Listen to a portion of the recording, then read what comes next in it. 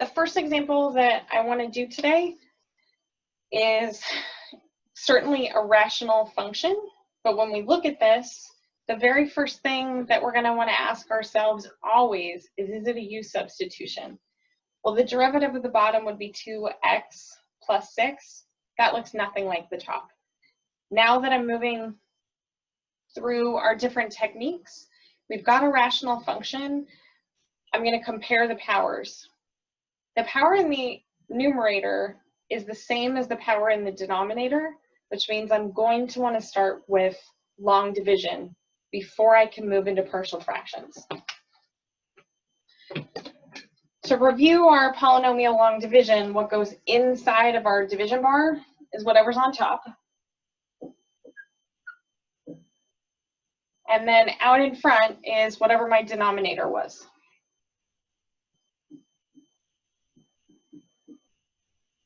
I'm only really going to focus on the largest power out here.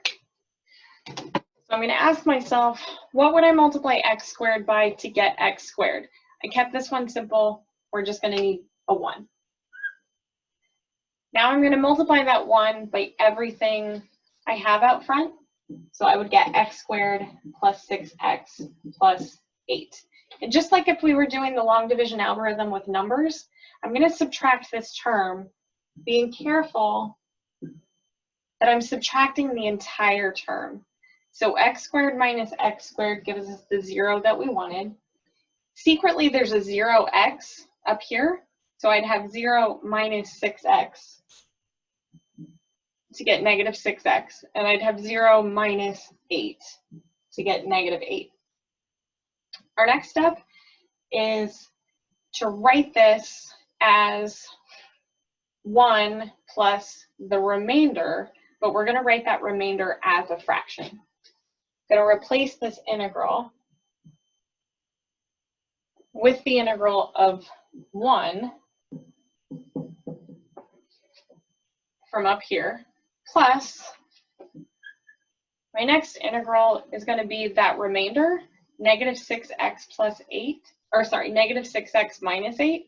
And if it's okay with you, I'm going to take those two minus signs and actually stick them out here in front of my integral. So I'm going to switch that to be minus 6x plus 8 over x squared plus 6x plus 8.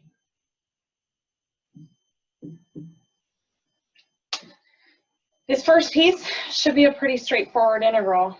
The second piece, I'm going to run through my questions again. So, is it possible it's a u substitution? Well, the derivative of my denominator would be 2x plus 6. And if I had 2x plus 6, there wouldn't be any value that I could factor out to make that equal to the top. So it doesn't look like a u substitution is going to work. Now I'm going to check to see if the denominator factors.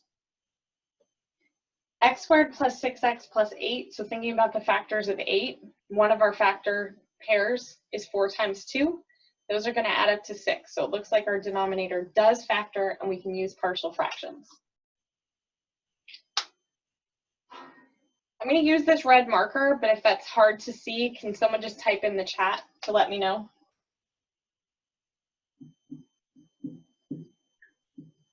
So I'd have 6x plus 8 over x squared plus 6x plus 8. And since our denominator factors into x plus 4 times x plus 2, and these are both linear terms, in these numerators, I would put a constant. I'll put a and b. Next, I'm going to multiply everything on both sides by our common denominator, which is the x plus 4 times x plus 2.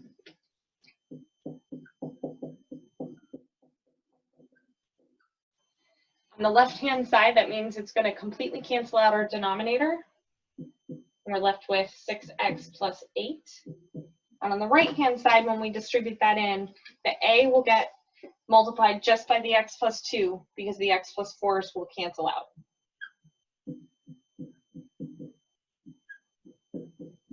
And our b will get multiplied by x plus 4.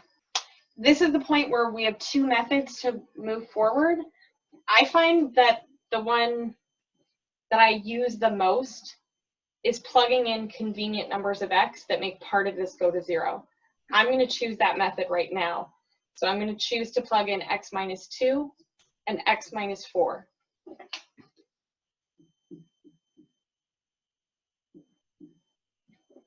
When x equals -2, on the left-hand side, I'd end up with -12 plus 8, or -4.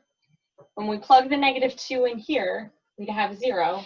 And when we plug -2 in here, -2 plus 4 would leave us with a +2.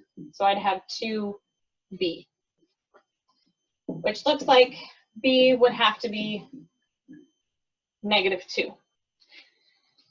Plugging in x equals -4, now I've got -4 times 6, so -24 plus 8 leaves me with -16, I think. And when I plug in -4 here, -4 plus 2 would give me -2. So I'd have a times -2.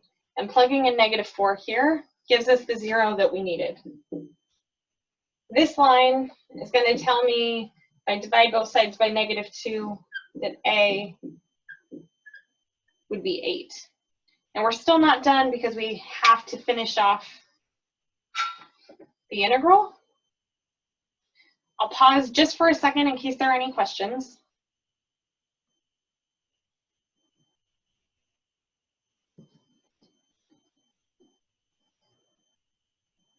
Okay. To preserve space on the board, I'm going to start erasing here. And remember that our a went over x plus 4. And a was 8.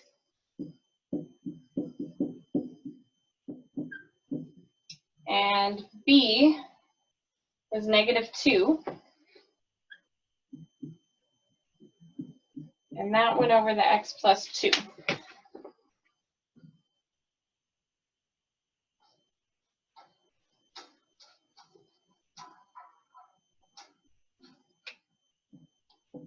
And of course, we still have that integral of 1 dx. So to quickly finish that off, the integral of 1, I'm going to get x. This is going to be our straightforward natural log absolute value of x plus 4.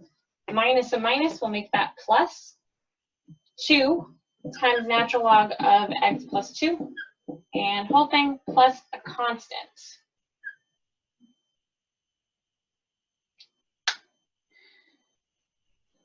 So Dr. Dedell said that your quiz would cover 5.4